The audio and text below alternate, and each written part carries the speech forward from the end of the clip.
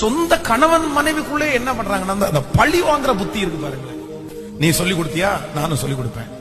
நீ இப்படி பண்ணியா, நான் இப்படி பண்ணுவேன். நீ என்ன டென்ஷன் படுத்துறியா, நான் உன்னை டென்ஷன் படுத்துவேன். நீ இப்படி பண்ண, நான் ஏன் பண்ணக்கூடாது? நீ அதை கவனிக்கல, நானும் கவனிக்க மாட்டேன்.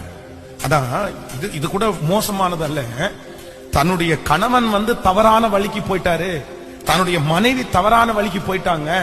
அப்போ அந்த மனுஷனை பழி வாங்கணும்ன்றதற்காக இன்னொரு நபரோடு பேசி, இல்லைன்னா இன்னொரு பெண்ணோடு பேசி, அதுல சிக்கி இன்னைக்கு வெளியே வர முடியாமல் எத்தனையோ குடும்பங்கள் சதஞ்சு போயிருச்சு.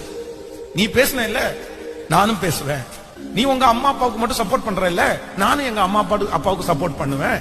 நல்லா கவனிங்க, நம்முடைய குடும்பத்திலே பழி வாங்குற குணம் உங்களுக்குள்ளே இருக்குமானால் நீங்க உங்க குடும்பத்தை என்ன பண்ணிட முடியாதுன்னா கண்டிப்பா உங்களால கட்ட முடியாது.